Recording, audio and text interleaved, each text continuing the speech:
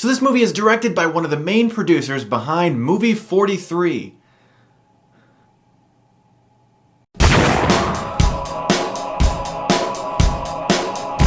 That Awkward Moment stars Zac Efron, Michael B. Jordan, and Miles Teller. And what this movie is about is three guys who decide to make a pact that they are not going to get into a relationship. They're allowed to be with as many girls as they want sexually, but relationship happens, they lose the bet. The funny thing is, there's nothing on the line. They don't actually bet anything. So what's the point? That's really the plot of this movie, and of course they start to fall for various girls because while they're doing this bet, they decide, you know what, let's go out and look for girls. I wonder what'll happen when you look for girls that you want to be with. If you can't tell, I wasn't a big fan of this movie, and it's because all of the characters in this movie are idiots. It's one of those movies where characters continue to do things and you're like, why, dude? Why? That was basically my reaction for the majority of the scenes in this movie. In fact, a lot of the scenes ended with another character going, you're an idiot. It actually came to a point where it was a game I was playing in my head. I was like, I wonder if this scene's going to end with someone saying, hey, you're an idiot. You're an idiot, man.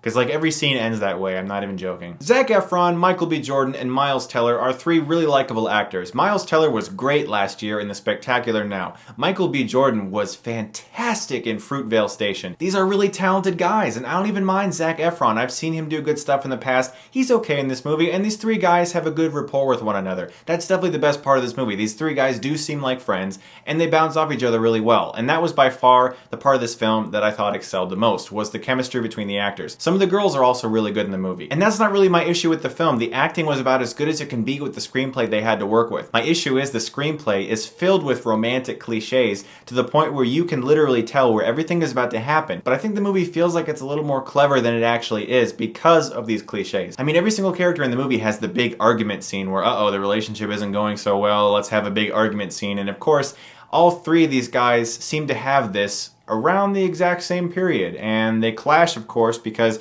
you can't have a movie where characters get into an argument with a whole bunch of different relationships unless they all end up in the exact same place having a big argument that somehow involves all the characters, because then it wouldn't be a movie. Now, we've seen that work really well before in the past with movies like Crazy Stupid Love. The best scene in that movie, in my opinion, is when all the characters meet and you're like, oh my goodness, you see where everything is going now. And that was great. It was really well written. The characters seemed real, and it was surprising. In this movie, when that moment happens, which really is just trying to copy off a whole bunch of other romantic comedies where that exact same moment has happened, it doesn't feel real. It just feels forced, like, okay, now we get the montage of sadness. The montage of sadness is something I've mentioned before in reviews, and it always happens in romantic comedies or romance films of any sort.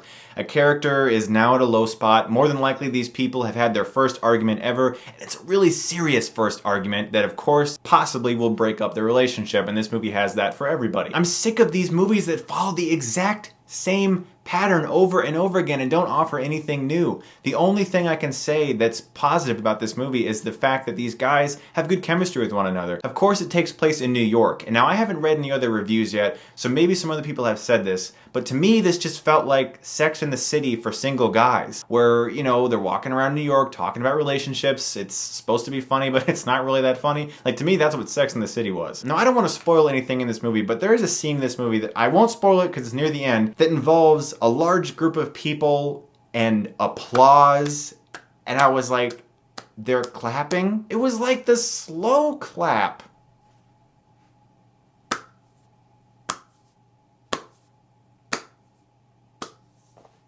In my opinion, That Awkward Moment is just a cliched romantic comedy that's trying to be smarter than it is, but it fits in just right at the end of the month of January. Trust me. I'm gonna give this film a D+. So guys, if you have seen the movie, which something tells me you probably didn't, tell me what you thought of it below. As always, guys, thank you so much for watching, and if you like this review, you can click right here and get Stuckmanized.